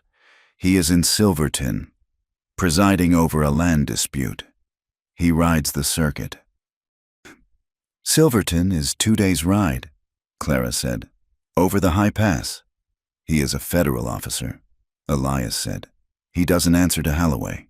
He doesn't care about Argent Creek politics. If we bring him this, if we bring him the survey stake and the testimony about the boy, we have to go to him, Clara said. We can't bring him here. If we leave the cabin, they might burn it down for real. Let them burn it, Clara said. She looked at the blackened wood. It is just wood. Elias, we are the home. As long as we are alive. Elias looked at her. In the moonlight, with soot on her cheek and the smell of smoke in her hair. She looked unbreakable. We leave at dawn, Elias said. We take the high trail. We avoid the town. We are going to run? Clara asked. No, Elias said. He checked the load in his rifle. We are going to flank them. They packed light, ammunition, jerky, the survey stake, the velvet rag wrapped in oilcloth, the sketch Elias had made of the boot print. As the sun crested the peaks, painting the snow in shades of violent pink and gold, they mounted the mules. Elias looked back at the cabin. It stood scarred but standing, a defiant smudge against the pristine white. We will come back, he said. We will come back with the law, Clara corrected. They turned the mules toward the north, toward the high, treacherous pass that led to Silverton. They were leaving the fence line. They were stepping out of the sanctuary and into the open, but as Elias watched Clara ride ahead of him, her back straight, her head high, he realized they were not running away. They were charging. Holloway had made a mistake. He had pushed them until they had nothing left to lose but each other. And for that, he was going to burn. Keep your eyes on the ridge, Elias called out. I see it, Clara shouted back over the wind. The path is clear. They rode into the blinding light of the morning, two small figures against a mountain that didn't care if they lived or died, carrying the fire of their own justice. The Grand Imperial Hotel in Silverton was a structure of red brick and arrogance, standing amidst the mining camps like a tombstone for the wilderness that had been cleared to build it. Inside a small, third-floor room, the air was thick with the scent of lavender water and gun oil, the smells of two people trying to scrub the mountain off their skin before they faced the world.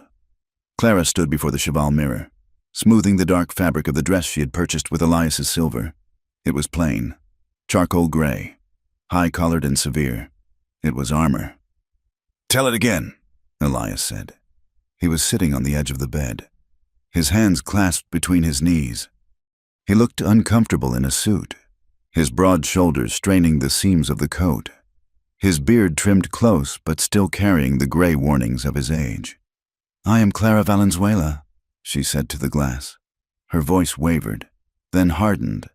I worked in the household of Arthur Russell in Denver for 2 years. I was not dismissed. I fled. Louder, Elias said softly. The judge is old, and the men in the back row will want to hear you break. Clara turned to face him. I fled because Mr. Russell believed his wages bought more than my labor. When I refused him, he tried to take what he wanted. I struck him in self-defense. I took nothing but my own life. Elias nodded. Good. Keep your eyes on Marshal Graves. Do not look at Holloway. Do not look at Calloway. They will try to catch your eye to make you feel small. Do not let them. And you? Clara asked. She walked over to him, her skirts rustling. You must not sound like the sniper. Elias, you must sound like the landowner. Elias looked at his hands that had ended more lives than he could count on 2,000 fingers. I will try, but I cannot lie about what I am. If I pretend to be a sheep, the wolf will laugh.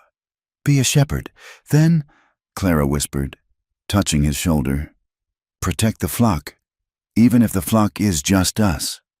They walked to the courthouse together. The streets of Silverton were wider than Argent Creek, but the eyes were the same. News had traveled over the pass. The mountain devil and his fugitive whore had come down to answer for the missing men. The courtroom was packed. Miners, prospectors, and curious wives filled the benches, sweating in the stuffy heat. When Elias and Clara entered, the noise died instantly, replaced by the scratching of boot heels on wood and the rustle of fabric.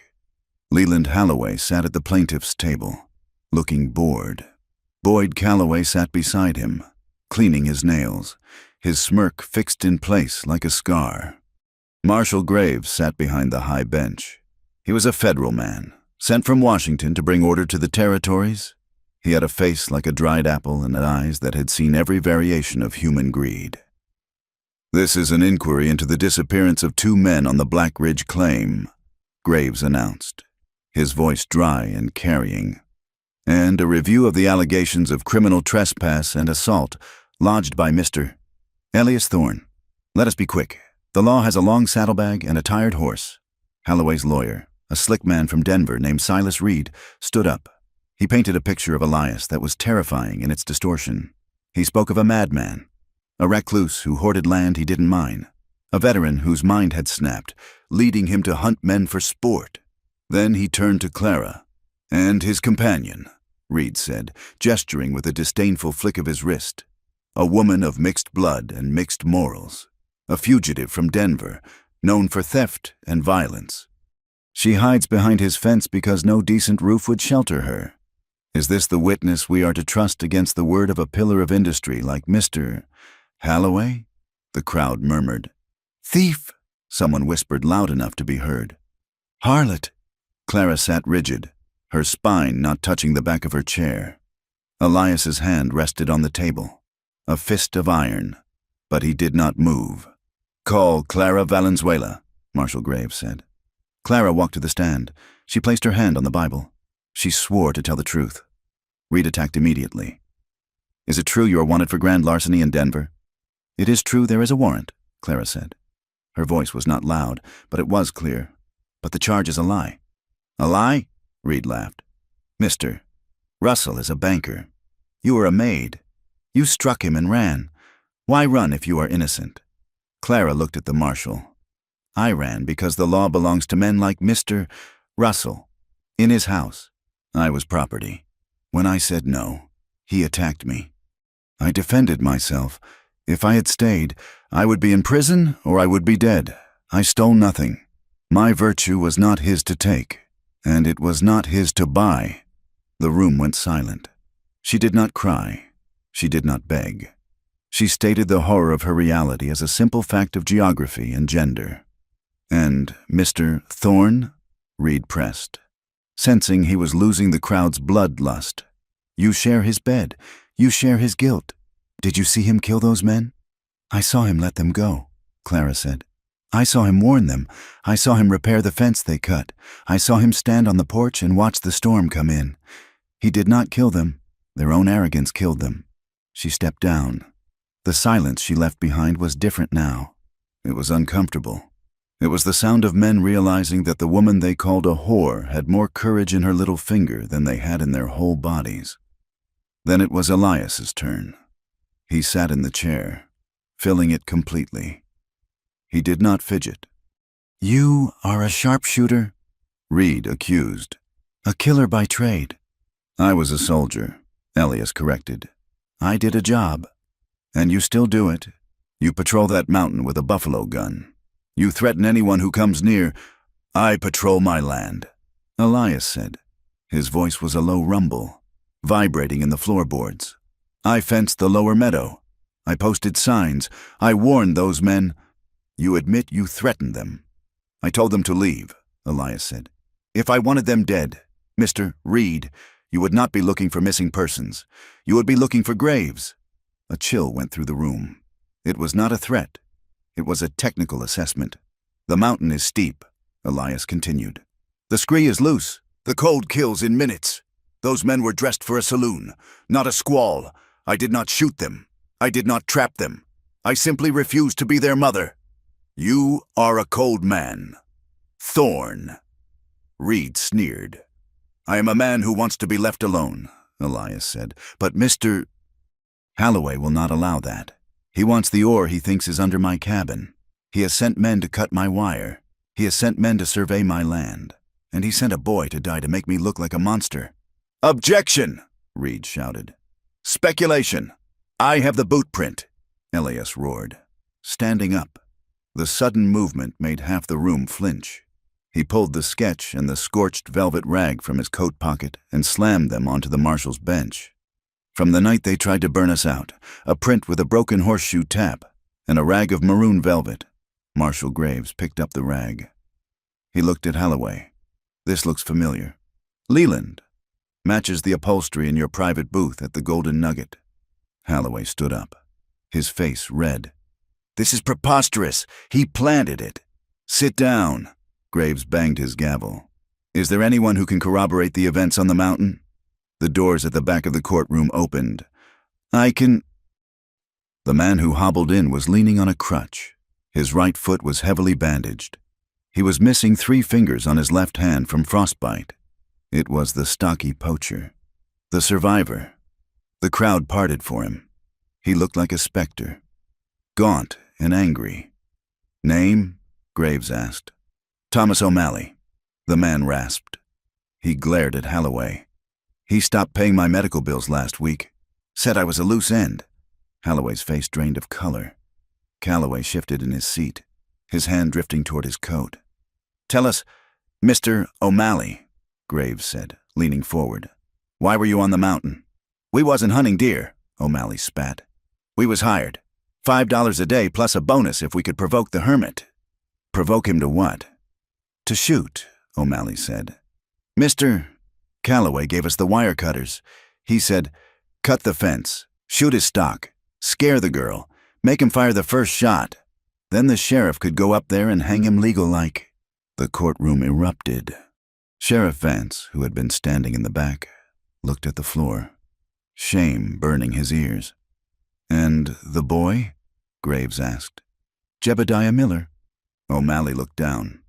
That wasn't us. That was Calloway alone. He said he needed a body to speed things up.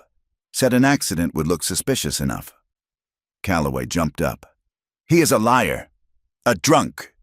Sit down, Boyd, Graves shouted. He pointed a long, bony finger at the sheriff. Sheriff Vance, arrest that man. Vance hesitated for only a second.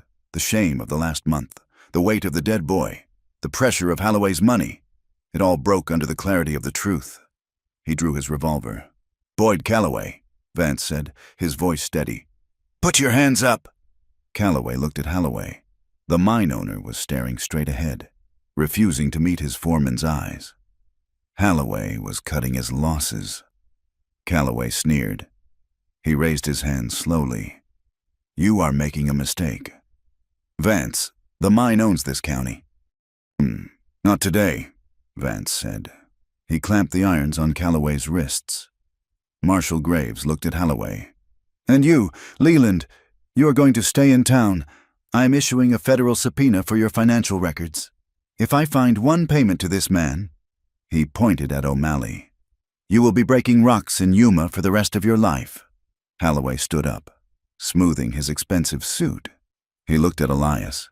There was no fear in his eyes, only a cold, reptile hatred. This isn't over.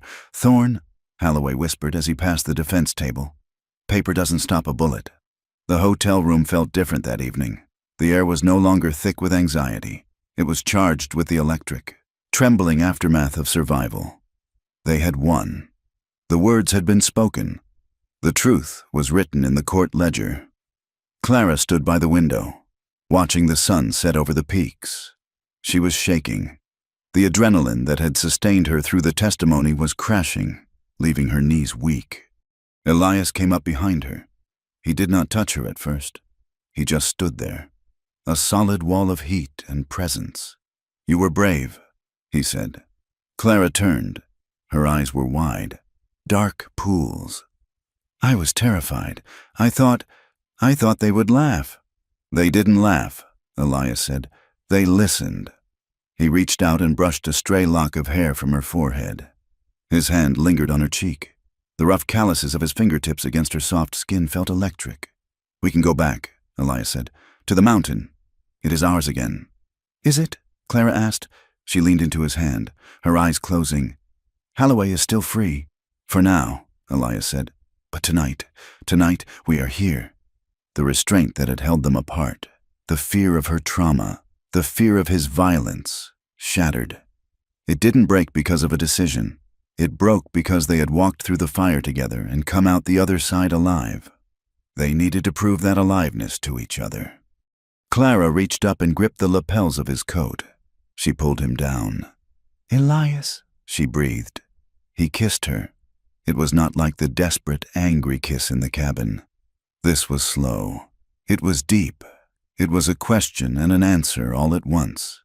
He lifted her, carrying her to the bed. The darkness of the room wrapped around them. For Elias, touching her was an act of worship. He moved with a reverence that belied his size, terrifyingly gentle, as if he were handling a bruised flower. He traced the scars on her ribs, the map of her survival, and kissed them one by one. For Clara, his weight was a grounding force. She did not feel trapped. She felt anchored. She felt his power, the coiled strength of his muscles, and knew that it was entirely, absolute devoted to shielding her. "I am here," she whispered in the dark, her hands tangled in his hair. "I am real." "You are everything," Elias answered. In the quiet of that room, with the town sleeping below them, they claimed each other.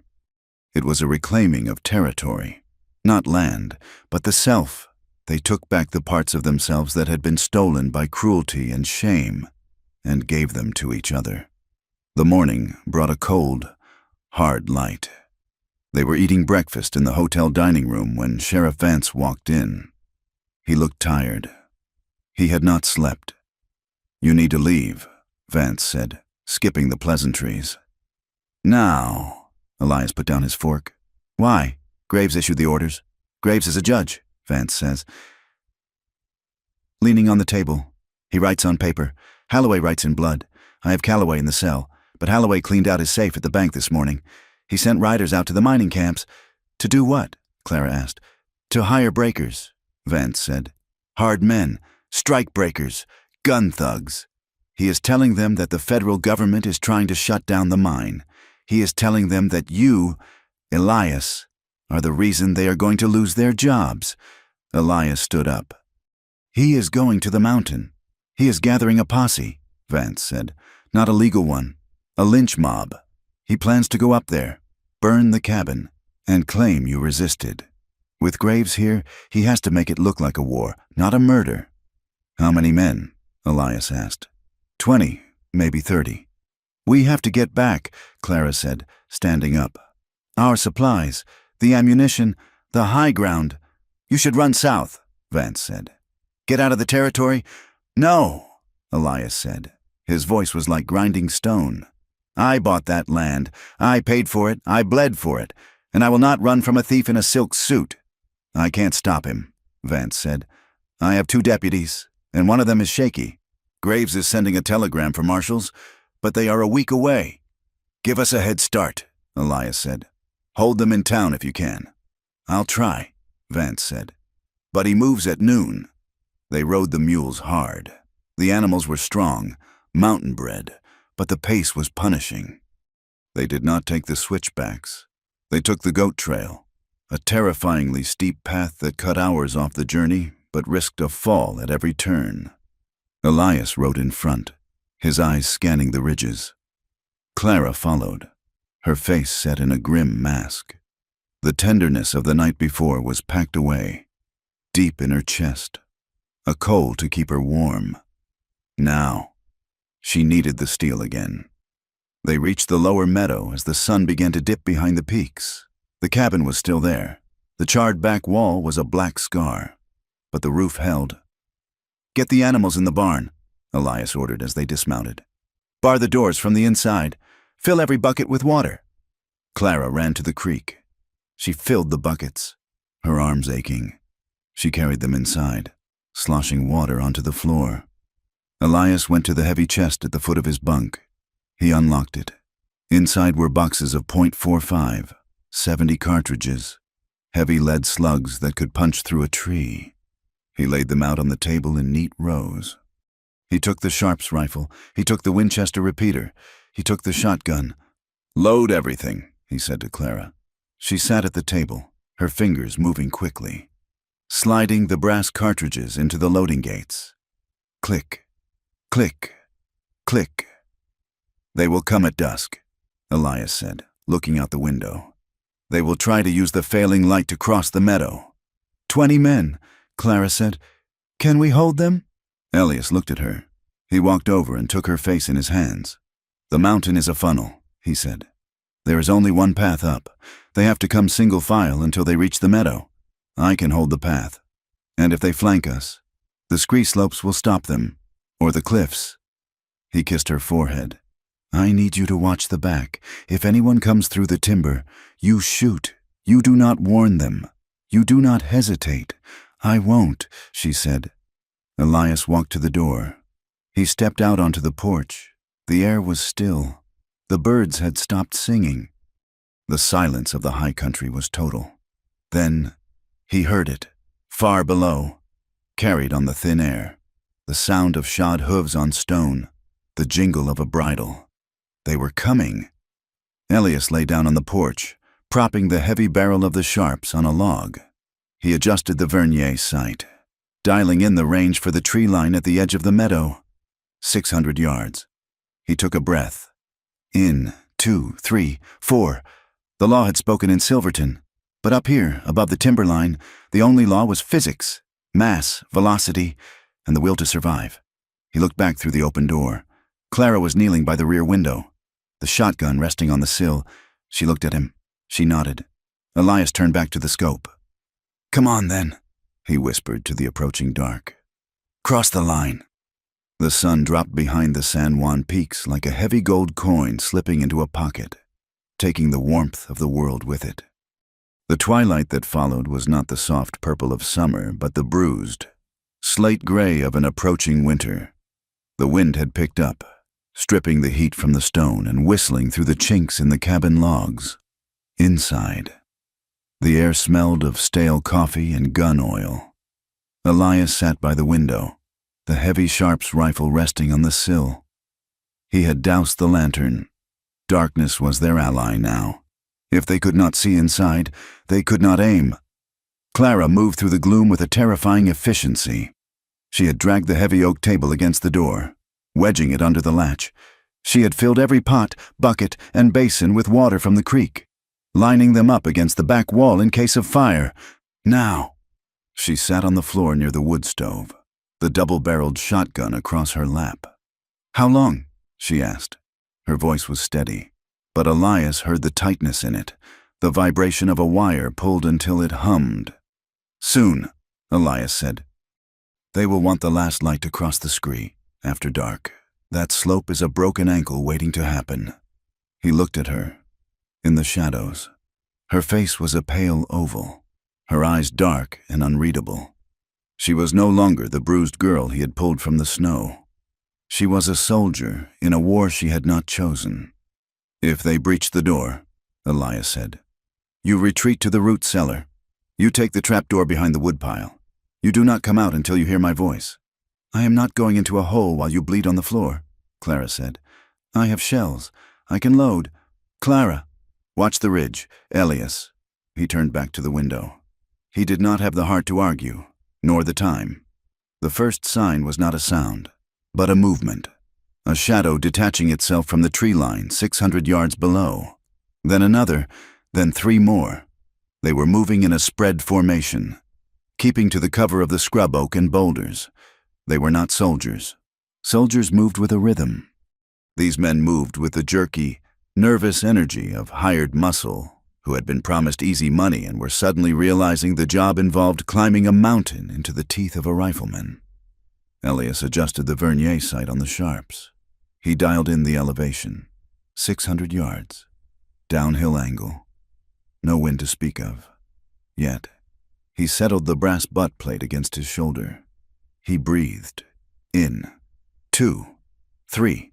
4. He did not aim for a man. He aimed for a white granite boulder the size of a wagon wheel, directly in the path of the lead rider. He squeezed the trigger. The rifle roared, a thunderclap that slammed against the canyon walls.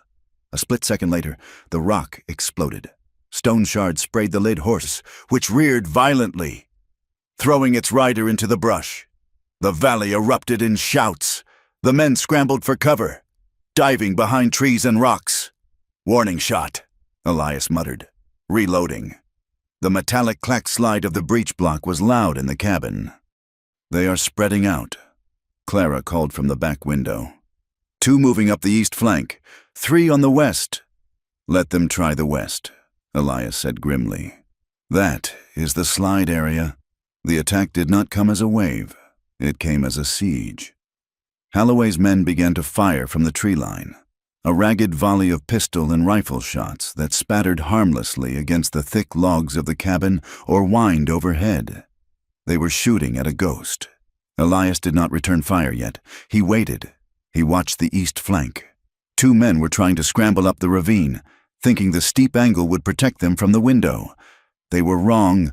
Elias had cleared that line of fire 3 months ago for this exact reason. He tracked the first man. He aimed for the leg. He had no desire to kill a man for a paycheck, but he would cripple one to save Clara. The rifle boomed again. The man on the slope screamed, his leg buckling. He slid backward, tumbling down the loose rock until he hit the brush at the bottom. His companion froze, then scrambled back down, abandoning the ascent. "East flank holding," Elias said. But the west was the problem. The scree slope was unstable. Yes, but if a man was light enough and fast enough, he could cross it. "Elias!" Clara shouted. "Smoke!" He turned. A bottle filled with kerosene, a burning rag stuffed in the neck, arched through the air. It fell short of the porch, shattering on the frozen ground. A pool of fire bloomed, but the earth was too cold to catch. Another bottle flew. This one hit the porch steps. The dry wood caught. "Cover me!" Elias shouted. He dropped the rifle and grabbed a bucket of water. He unbarred the door, kicked it open, and charged out. He splashed the water on the steps, the steam hissing violently. A bullet struck the door frame inches from his head, sending a spray of splinters into his cheek. Elias dived back inside, slamming the door and dropping the bar. He wiped the blood from his face. It was a shallow cut, but it bled freely. "They are closer," he rasped. 50 yards. In the rocks." The wind suddenly shifted. It came roaring down from the peaks. A freezing blast that caught the smoke of the burning kerosene and whipped it away. But it also brought the snow. It started as a flurry, then thickened instantly into a curtain. Visibility dropped to nothing. "The mountain is helping," Clara whispered. "Or hurting," Elias said. "I can't see them." The noise changed. The shooting stopped. The wind howled, and under the wind, the sound of boots on the porch. They had used the blind whiteout to rush the cabin. The door shuddered under a heavy blow. A sledgehammer. Or a log. "Back!" Elias roared, pushing Clara toward the stove. The door splintered. The wood around the lock gave way. The door flew open, letting in a swirl of snow and 3 men. The first man held a revolver. He raised it. Elias fired the Winchester repeater from his hip. The man crumpled, hit in the chest. The second man lunged. Tackling Elias, they crashed into the table, overturning the lamp. The glass shattered. Darkness swallowed the room, lit only by the red glow of the stove embers. Elias fought with the desperation of a cornered animal. The man was younger, stronger, and smelled of whiskey and sweat. He had his hands on Elias's throat, squeezing. Elias clawed at the man's eyes, his vision swimming. From the corner, A deafening roar. Boom! The man on top of Elias jerked violently, then went limp. Clara stood by the stove, the shotgun smoking in her hands. She had fired over Elias's shoulder, the spread of buckshot catching the attacker in the side. The third man, standing in the doorway, hesitated. He looked at his fallen comrades. He looked at the woman with the empty eyes and the smoking gun. He looked at the blood spreading on the floor. He turned and ran. Elias shoved the dead weight off him. He tried to stand, but his leg gave way. A sharp, hot agony seared through his thigh. Elias! Clara dropped the gun and fell to her knees beside him. Leg!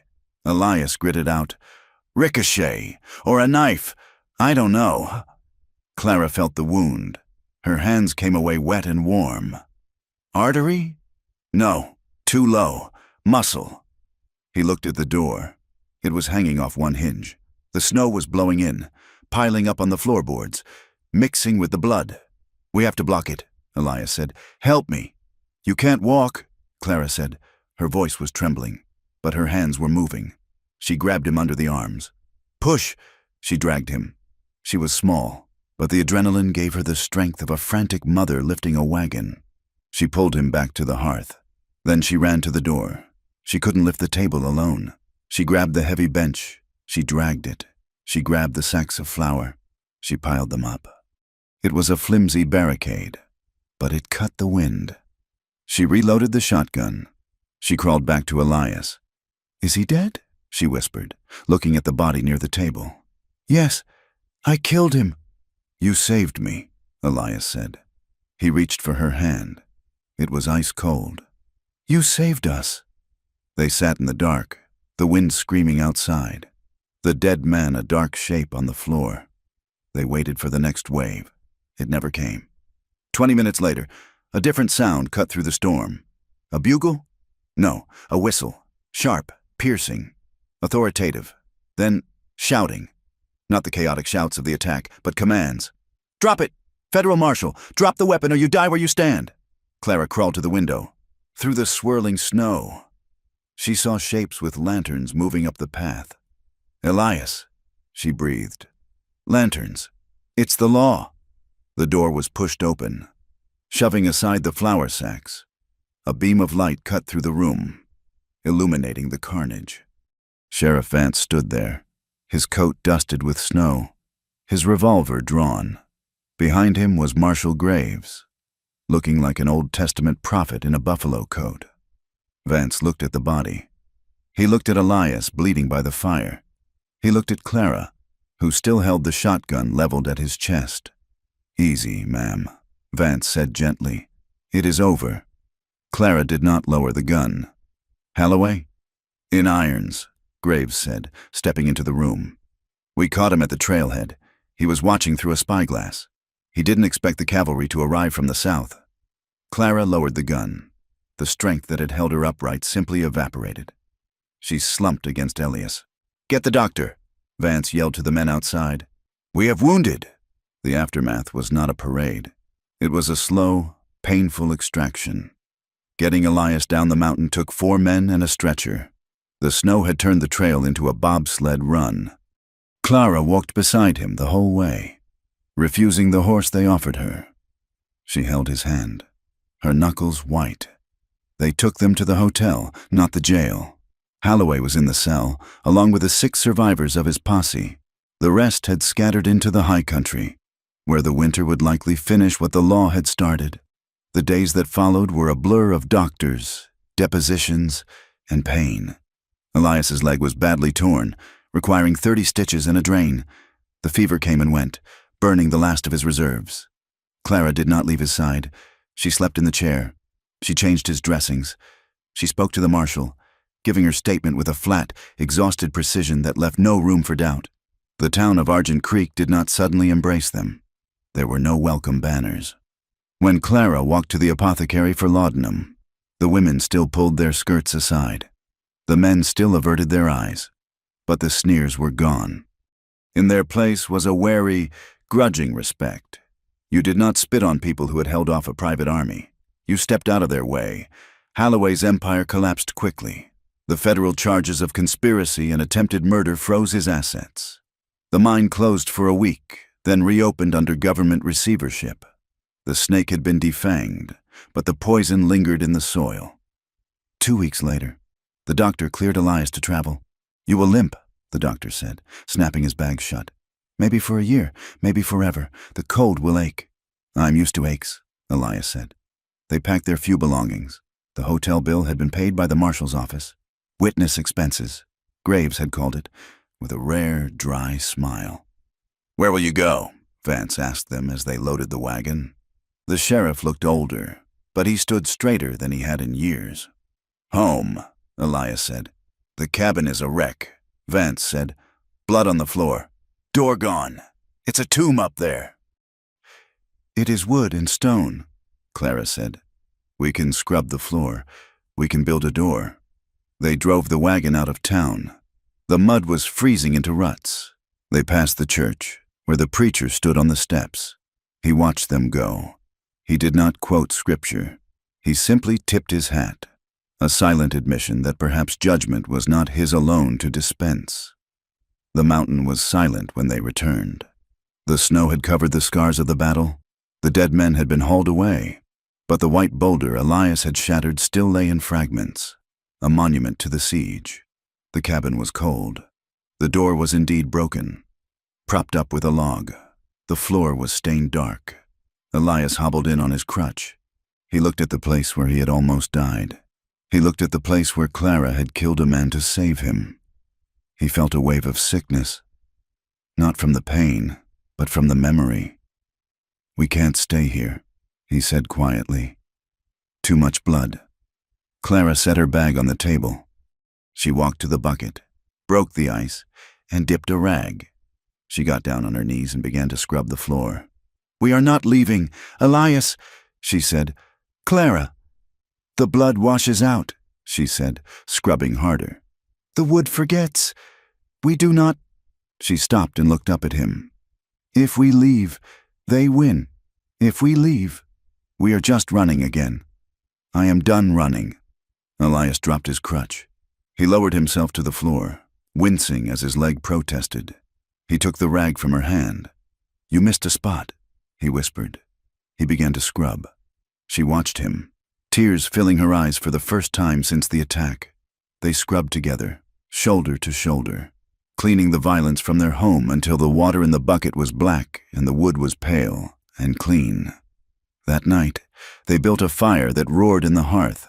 They hung a blanket over the doorway until the repairs could be made. They lay in the narrow bunk, holding each other. The intimacy was not frantic. It was slow. It was the desperate, grateful touch of two people who had checked the other for pulse and breath and found life. "I was afraid," Elias admitted into the dark. "When I saw you with that gun, I thought I had turned you into me, into a killer." Clara rested her head on his chest, listening to the steady beat of his heart. "You didn't turn me into anything, Elias. You just showed me that I could protect what I loved. That is not violence. That is necessary. I don't want to be a sniper anymore," he said. "I don't want to look at the world through a scope." "Then don't," she said. "Look at it through a window. Look at it through a door." She traced the line of his jaw. "The path to Silverton is dangerous. People get lost. Women get trapped in storms. Men get hurt." "Yes," Elias said. "We have a barn," she said. "We have a roof. We know the mountain better than anyone." "A way station?" Elias asked. "A sanctuary," Clara corrected. "For people who are running. For people who are cold. We don't have to be the hermit and the whore. We can be the keepers." Elias thought about it.